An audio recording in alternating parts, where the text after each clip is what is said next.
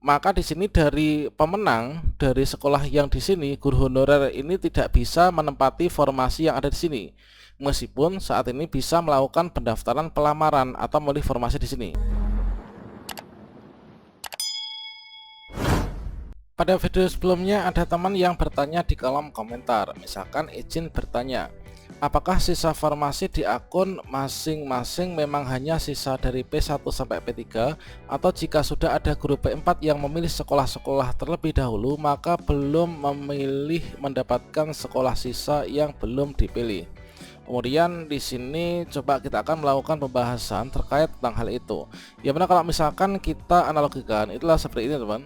Jadi misalkan di sini ada suatu sekolah, kemudian di sekolah ini ada satu formasi, kemudian di sini ada guru honorernya.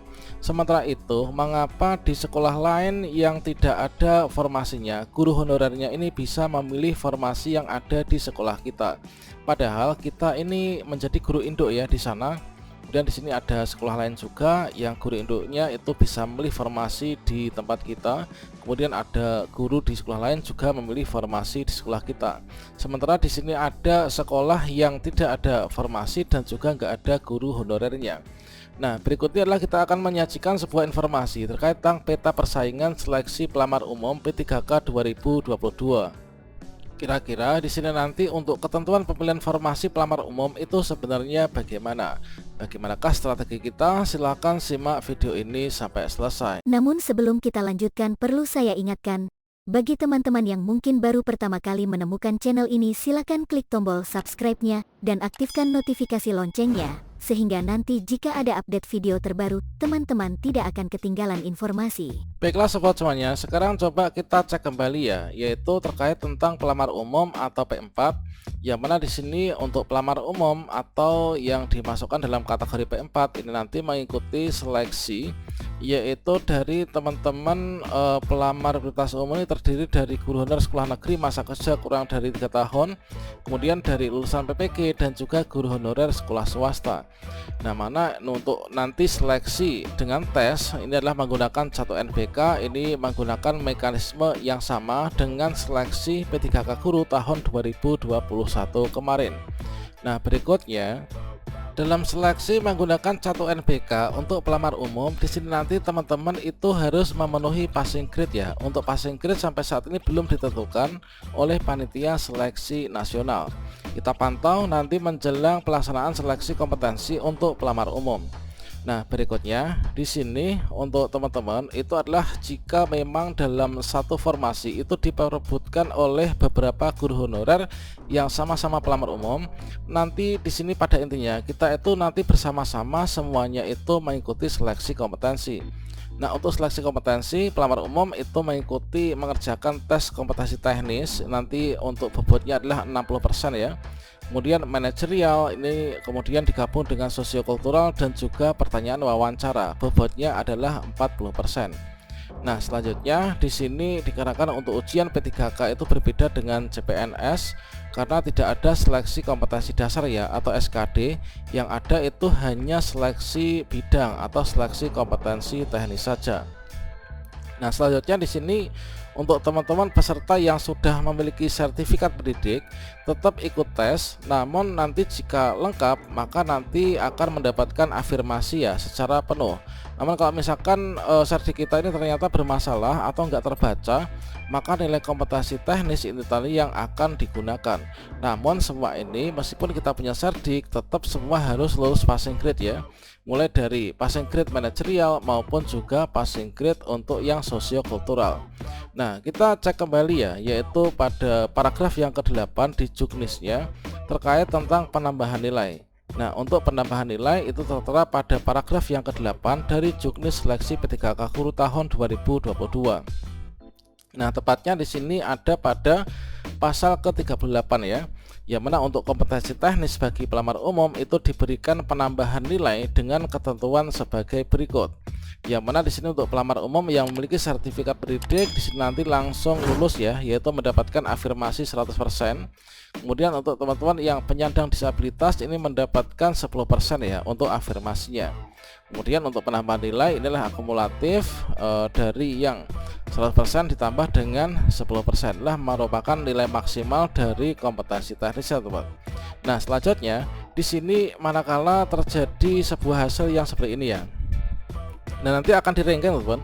Untuk pelamar umum nanti hasilnya itu akan di-ranking untuk nanti siapakah yang berhak untuk menempati formasi yang dilamar bersama-sama sesama pelamar umum. Jadi misalkan di sini ada satu formasi ya, ada satu formasi yang diperebutkan. Nah di sini adalah dari semua pelamar umum ini terdiri dari pelamar ini pertama, kedua, ketiga, 4, 5. Ada 5 pelamar umum, maka nanti yang menempati formasi inilah di ranking yaitu yang mendapatkan nilai paling tinggi.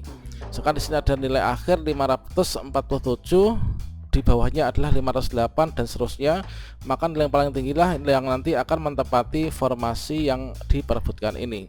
Nah selanjutnya di sini kalau misalkan kita analogikan berarti nanti seperti ini. Kalau misalkan nanti dilihat dari perankingan nilai yang paling tinggi itu seperti itu, maka nanti untuk menempati formasi maka kira-kira nanti gambarannya adalah yang seperti ini teman.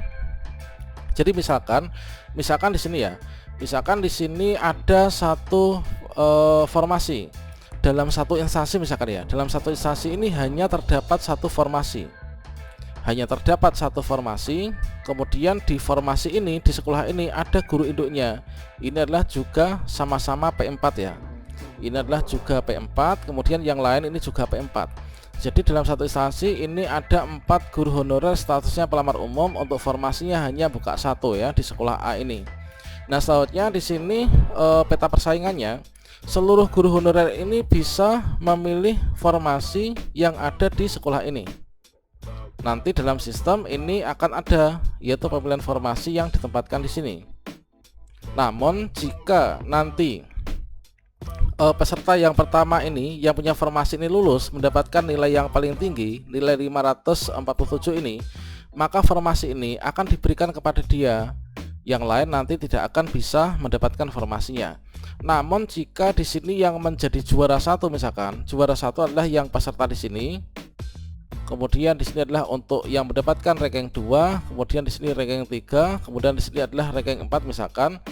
Maka di sini dari pemenang dari sekolah yang di sini guru honorer ini tidak bisa menempati formasi yang ada di sini, meskipun saat ini bisa melakukan pendaftaran pelamaran atau memilih formasi di sini. Nah penempatannya ini nanti gimana untuk pelamar yang pertama ini dapat nilai utama apa tuh nilai paling tinggi ini? Maka di sini nanti akan melakukan penyesuaian formasi ya. Jika di sekolah ini tidak terjadi kelebihan guru, ini nanti formasi ini yang akan dipindah ke sini teman. Maka formasi ini akan dipindah di sini. Selanjutnya kalau misalkan di sekolah ini terjadi kelebihan guru, maka formasi ini akan dipindah ke sekolah yang membutuhkan. Selanjutnya guru honorer yang lulus ini maka dia akan dipindahkan ke sini. Nah jadi adalah seperti itu. Meskipun tidak terjadi pergeseran guru induk lagi, maka di sini nanti untuk formasinya itulah yang nanti akan dipindahkan, termasuk untuk pelamar umum ini. Jadi pemenang atau pemeroleh nilai yang paling tinggi itu nanti yang akan memenangkan formasinya tidak menggeser guru induk yang ada di sana, namun formasinya itu dipindahkan ke sekolah si pemenang. Kalau misalkan tidak terjadi kelebihan guru, kalau terjadi kelebihan guru maka formasi dipindahkan ke sekolah yang membutuhkan. Sementara itu guru yang memenangkan ini nanti akan dipindahkan ke sekolah yang telah diberikan formasi tersebut.